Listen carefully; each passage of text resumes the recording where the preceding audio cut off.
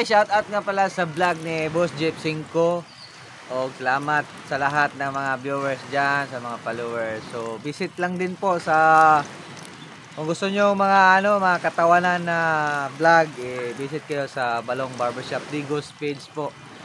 Sulit. Sige, salamat sa suporta mga bay. At ano rin, si Balong ay may dalawang branch dito sa Digos. Saan nga yun, boss? Yung branch mo na barbershop? Digos Aplaya ang main namin at second branch namin nasa Rojas Extension. Oh. So, tatlo sana kaso nasara yung isa. Pero patuloy pa rin. Yun, dyan tayo siyempre, nalugi lang tayo pero hindi tayo papahinga muna. Pahinga muna. Babalik lang.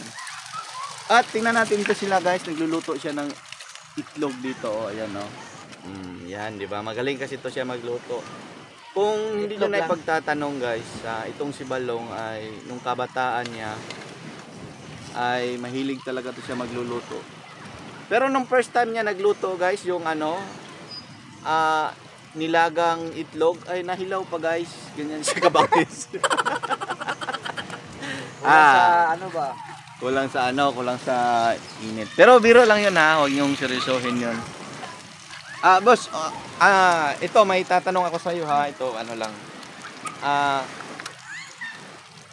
Kailan nag-umpisa ang Balong Barbershop? Yan. Nag-umpisa, guys, ang mga bay, ang Balong Barbershop since 2013. Tapos yun, nag-upgrade. Matagal. Magkano yung gupit mo noon? Nung 30 pesos lang. 30 pesos lang? Unang gupit. Grabe. Mura na. Ang mura. So, ngayon, magkano na yung gupit mo? Yung gupit ko, pag booking, 300. 300, iyan. Ay. Sa mga tao ko, 200 lang sa barbershop ko, 200 book in. Pag booking, kasi may mga rules tayo sa shop na, kasi pag walk-in lang. Marami ng mga customers, na talaga natin. Priority. May mga bookings, priority yung mga bookings. Para kaya, pagdating nila, sila na yung yung salang agad. Wala nang intro. Ganyan talaga sa Balong Barbershop. So sa mga gustong magnegosyo dyan, boss, anong gusto mong maipapayo niyan sa kanila? Sa gustong mag-business. Sa bago?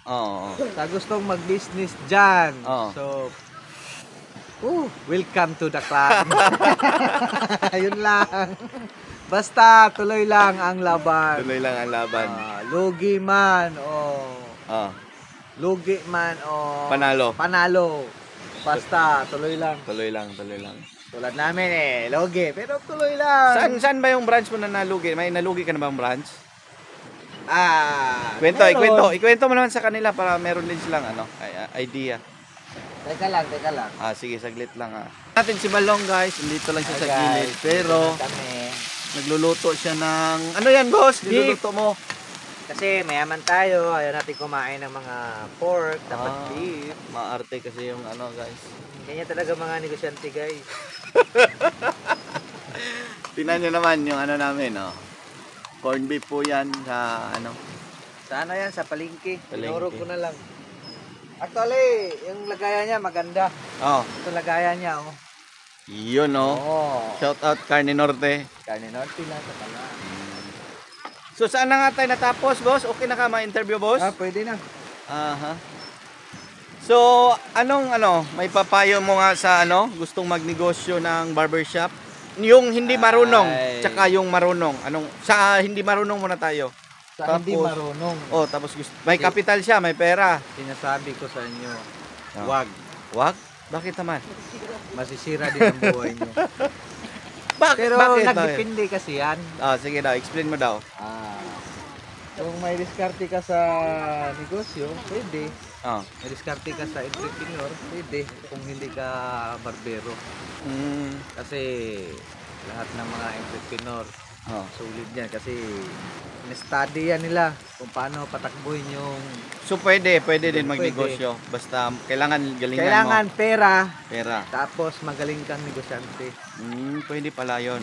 Pwede yun. Pero kung hindi, magsimula ka pa lang, Oh, tapos hindi ka barbero, wag na mas lang. mabuti, advice ko sa'yo, mag-training ka ng gupit. Ah, Practice ka. ikaw ba, boss? Nag-offered ka ba ng services na gusto magpa-train? Mag-training, oo. Oh? Siya nga pala, may Ah, training sige, tayo sige sa daw. barbers, sa Digos po, sa location natin. May training po tayo. Yung subject po natin is precision cutting, Oo. blending transition, saka hair groom, ano ba yun? Hair groom, Tapos yung ano mo diyan, boss, kung sa gustong mag-trainee sa iyo, anong message lang sa page mo? message lang sa page sa Balong Barbershop Balong sa gustong Barbershop. matuto na hindi barbero. Kaya tumatanggap din kami ng ng mga baguhan, mga Baguhan. zero knowledge to may experienceado na barbero. Sige, message lang sa natin sa Page. natin. Sa gustong mag-barbershop, pwede din kayong mag-train sa akin para may idea din kayo kung paano patakbuhin yung barbershop nyo at kung paano anong magandang gupit o hindi. Boss, bakit ka nagtuturo ng boss, ng paggugupit? Magaling ka ba? Ano ba? Ikwento mo naman yung mo, ha? Ako nga pala po. Pangalan ko po si Glenford de la Peña Alana. Champion barber artist po ako sa Yun, Pampanga sa Pampanga. last year 2023. Champion po ako doon at kung sinong nanalo doon, siya pong entry ng Barber Olympic sa Malaysia po ngayong September Yun, no? 18 to 19. So abangan po natin 'yan. At siyempre, hindi nyo makikita yan pag hindi nyo ako i-follow. Kaya follow nyo ang Balong Barbershop Digos. At yung personal page mo, meron ba? Personal account? Ang personal account ko po is Glenford Balong Alana. Yun, no. So yun yung aabangan lang sa September, lalaban ka ulit. Lalaban muli. Kasi po, Yun, pride ng Pilipinas ho yan. Sa Indonesia ang laban? Sa Malaysia? Malaysia. Sa Grabe. Pilipinas, Abangan ko yan. tatlong Pinoy kami na sasabak doon sa Malaysia. So shoutout nga pala sa kasama namin sa Sino yan? sa Barber Olympics, sina si Jerwin Champ.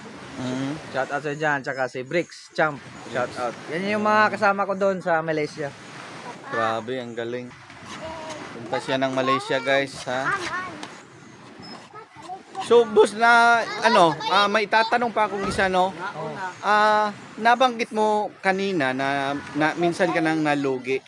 So, maipapayo mo, anong lesson mo na nakukuha doon sa business? At bakit nalugi yun?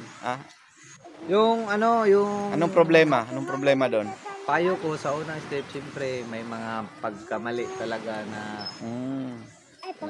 kaya kung mayroon kayong gawin na bagay na dapat pag-isipan muna, huwag pa bigla-bigla. Yun. Tulad ng paglipat ng pwesto. Problema yan, no? Huwag kang magmataas na susundan ka ng mga customer mo kasi malakas ka na. Hindi. Nasanayan na sa pwesto talaga yung customer. Kahit malapit lang.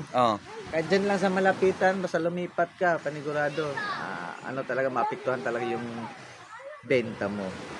Problema talaga. So dapat hindi muna agad-agad lipat ng pwesto. Pag nakita mo nang may kita yung shop mo, huwag na ilipat. Doon na, ayos na yun doon.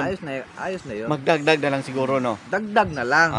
Yun, dagdag yun na lang. dapat. Yun yung mali. Maling diskarte sa paninegosyo. Matagal na kasi to si Balong sa hair industry sa barbers. Kaya nagpapasalamat ako sa mentor ko na itong page na to, Jeff 5. Shout out sa iyo sa pinakasulit na mentor ko, si Jeff. Salamat, boss. Thank you. Kaya makinig kayo at follow kayo sa vlog niya kasi ang dami-dami niyong matutunan, guys. Yo. Pati sa pagtipid, kaya nga na kami Dati tapa talaga. Buo. Ayun, tapa na ng dilata. Dilata. Ganyan talaga. Tapos, sa buhay. Dati kami. pag magala, syempre, check-in ang mga magandang tulugan. Ngayon. Dito natin. Tent lang. Tingnan nyo naman, tent. Siyang bayad. Kailangan natin magtipid sa Tipid. buhay, ha? Yan yung mga sikreto ng may pera titipid. Siyempre, Kasi pag bakit? di ka magtipid, nabukasan, wala ka ng pera. Wala na, naubos na.